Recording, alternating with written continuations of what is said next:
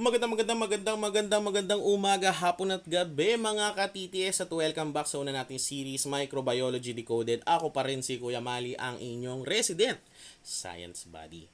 Nalaman natin ang kahalagaan ng microbes nung episode 1. Nalaman din naman natin kung may buhay at hindi buhay na microbes nung episode 2. At ngayon naman pag-aaralan natin ang 4 na kategorya o ang 4 pillars of micro. Bago yan, kilalanin natin at pagbigyan pugay si Dr. Julian A. Banzon. Isa na namang Pinoy. Sabi niya, "Science must serve the needs of the people and the nation." Ano ba ibig sabihin nito? Yung siyensya, yung agham, yung pinag-aaralan natin, hindi lang dapat hanggang laboratorio. Hindi lang dapat hanggang papel. Hindi lang dapat hanggang utak. Dapat nakakatulong ito talaga sa tao at sa sarili nating bansa. Ngayon kung tutuusin mo, halos magkaparehas siya sinabi ni Dr. Banzon kay Dr. Santos nung nakaraang episode. Pero dito kay Dr. Banzon, gusto niya lang ipakita na yung ginagawa natin, kailangan may kabuluhan. Kailangan may patutunguhan. Okay? Ngayon ito si Dr. Banzon, siya din ang nagbigay daan para magkaroon ng pagproseso ng starch gamit starch is nakikita natin sa root crops. So mga patatas, mga kamote, ganyan. Ginamit niya isang strain ng bacteria at nakapag-imbento pa siya ng bagong paraan para mag-extract ng langis sa nyog. Siya din ang unang direktor ng Philippine Atomic Research or tinatawag natin ngayon na Philippine Nuclear Research Institute noong 1960. Ngayon, Kuya Mali, tatanungin niyo ako, ano nga ba yung 4 pillars na kailangan kong o kailangan nyong alamin? At para saan ito? Alam nyo kasi mga ka-TTS, para mas madaling intindihin ang microbiology at hindi sumabog ang utak natin, kailangan pa nating hatiin sila sa 4 na grupo o 4 na kategorya. Hindi sapat na tanungin mo lang ang sarili mo kung buhay ba sila o hindi. Bakit? At sapat na ba ang 4 pillars lang? Diba? Yung microbiology kasi, diverse ang nakapaloob dito. Ano ibig sabihin? Iba-iba, unique, at madami. Kung makikita nyo sa kanan, yan, yung mga dulo niyan, yan yung kung gaano kadaming kailangan natin pag-aralan.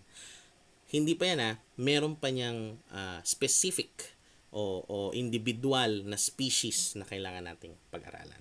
Sa sobrang daming nakapaloob sa microbiology, kung iisa-isahin natin yan at wala tayong sense ng pagkagrupo-grupo o ng direksyon, sasabog yung utak natin. Okay? Pangalawa, nabanggit ko nga sa episode 2, meron tayong buhay o hindi buhay. At nabanggit ko din doon na may dalawang klase ng cell structure composition. Meron tayo ng eukaryote at prokaryote. At importante ito para hindi nga natin halo-halo yung mga nalalaman natin tungkol sa mga mikrobyo. At pangatlo, iba-iba ang kanilang lifestyle. So, iba-iba ang mga relasyon na nagkakaroon sila sa iba-ibang organismo. Nabanggit ko sa episode 1 na merong mga mikrobyo na nakakapagdulot ng sakit at meron din namang nakakapagbigay ng lunas sa sakit o nakakatulong. O para mas madali nating maintindihan yon, mas maganda kung meron tayong klasifikasyon. Mas maganda kung meron tayong mga kategorya para kaya ng utak nating. Kaya simulan na natin sa unang pillar, ang bacteriology. So ano nga ba yung bacteriology? Ulitin natin, kapag may logy, ito ay pag-aaral. At ang bakterya naman ay isang klasifikasyon ng organismo na nabubuhay dito sa daigdig natin. So, pag-aaral ito ng spesipiko sa bakterya. Pero, hindi lang naman bakterya ang pag-aaralan natin. Pag-aaralan din natin ang archaea. So, ano nga ba yung archaea? Archaea, galing sa salitang archaios, na ibig sabihin ay primitibo. So, mas sinauna pa. Pinakasinauna pa bago yung kilala nating bakterya ngayon. Pero parehas sila prokaryote. Kaya napag-aralan natin ng last episode, buhay ito at walang nucleus. So yun yung pag-aaralan natin sa bacteriology. So yung bacteriology, isa sa mga pinaka-importanteng pundasyon sa microbiology para matulungan tayong maintindihan ang kanilang mga structure o yung komposisyon ang growth o paano sila dumadami at lumalaki.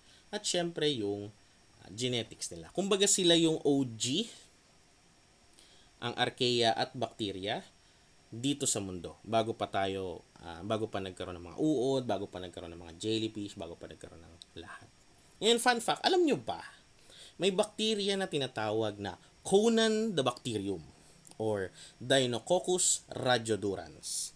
Itong bacteria na to, kaya niya mag-survive ng 1.5 million rods ng radiation. Itong 1.5 million rods na to, kayang pumatay ng 3,000 tao.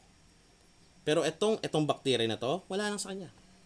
Meron kang 1.5 million rods, chill day, normal day, sun shining, di ba? Ganun siya kalakas. Itong larawan naman to sa kanan, ito lang naman yung iba-ibang ehemplo ng archaea. Hindi tingnan natin kung merong bacteria, alam ko wala. Alam ko archaea yan. Okay, ano yung pangalawang pilar? Ang pangalawang pilar, natalakay na din natin nung episode 2, yung mga wala namang buhay o ang virology. Virology, logy ay pag-aaral ng virovirus. So, pag-aaral ng virus. Ulitin ko lang, ang virus ay acellular. So, walang cell. Hindi sila buhay. At kailangan nila ng host cell para lang ma-survive. Wala silang sarili nila. Hindi nila kayang mag-isa. Another shocking fact. Itong nakikita nyo larawan sa kanan. Ang tawag dyan ay bacteriophage. Yan yung mga virus na umaatake lang ng bakterya. Kung naaalala nyo yung unang episode sa karagatan, 'di ba? Ganun kadami yung bakterya at 20 to 40% nun ay kinakain lang ng mga bacteriophage. Ngayon itong bacteriophage naman, tinatayang mayroong 10 to the 16th or 1 quadrillion araw-araw sa dagat. At itong bacteriophage din na to ay ginagamit natin, nakatulong ito sa atin panlaban sa mga bakterya na hindi na tinatablan ng gamot o yung mga drug resistant na. Sila kumbaga yung natural predator ng mga bakterya na ito, maliban sa ibang bakterya. Okay, ano yung pangatlong pilar? Pangatlong pilar naman ay ang mycology. Again, logy ay pag-aaral. O saan naman galing ang myco? Myco ay from mycis or mycis. Ano lang naman yan, ibig sabihin lang naman yan ay mushroom. So ito ay pag-aaral ng mushroom. Ngayon dito na papasok yung eukaryotes. Kasi sila ay may nucleus at membrane-bound organelles. Itong fungi na to, itong mushroom na to, hindi sila tanim o halaman, hindi din sila hayop. So ito ay mga fungi.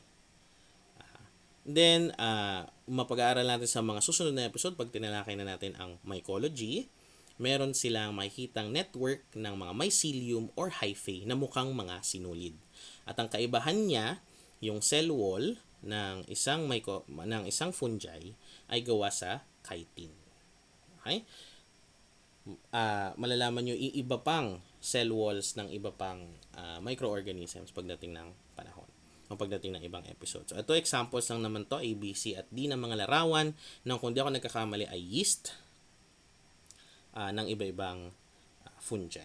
Ngayon, trivia na naman. Alam nyo ba, mas closely related tayo. So, ibig sabihin, mas malapit yung, mas pinsan natin yung mga fungi ng around 50% ng genetic makeup natin. So, ibig sabihin, 50% ng genes natin, kalahati, ay halos parehas o may kaparehas sa mushroom. Kaya nga kung napansin nyo, ang hirap puksain ng buni, ng alipunga, tsaka ng an-an.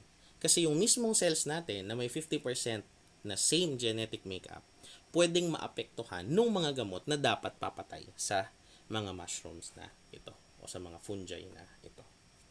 At ang huling pillar ay ang parasitology. So ulit, logy, pag-aaral. Parasite is parasite.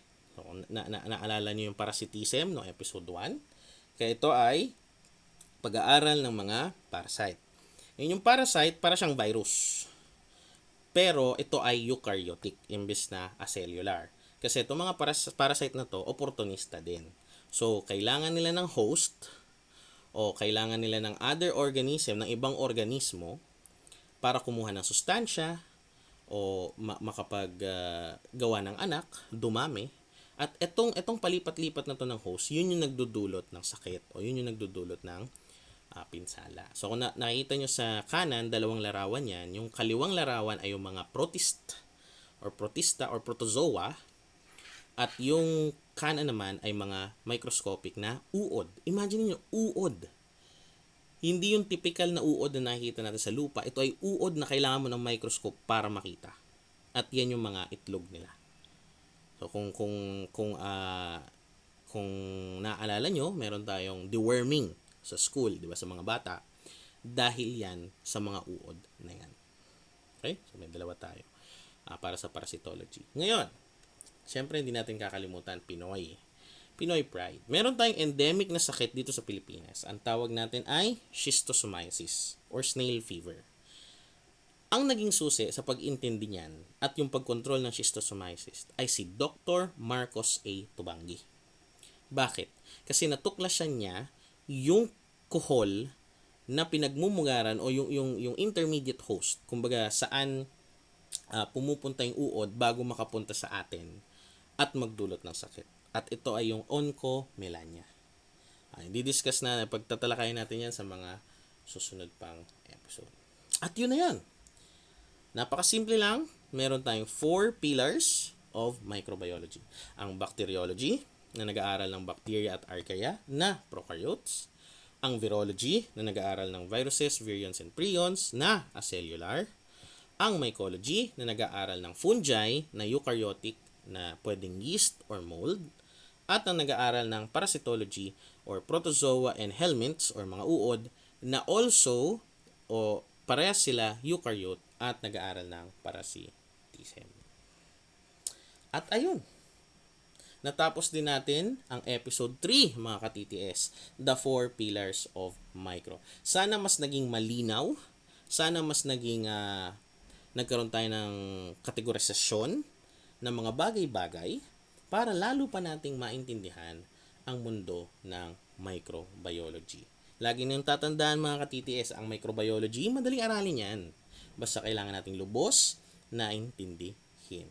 Sa susunod na episode, germs o mikrobyo, pag-aaralan na natin sa wakas. Magsisimula na tayo sa bacteriology. Pag-aaralan natin ang mga mikrobyo o germs nga ba na nagdudulot ng mga sakit sa atin. Sa muli, ako nga pala si Kuya Mali at laging tatandaan, tuklasin ang talino sa siyensya. Bago tayo magpaalam, at baka matagalan ang paglabas ng episode 4 kasi ang episode 4 ay simula na ng bacteriology, isa sa mga main pillars ng microbiology, at dito sa Pilipinas, Christmas na din. Kailangan magpahinga ni Kuya Mali. Merry Christmas and a Happy New Year mga ka-TTS. Sa muli, paalam!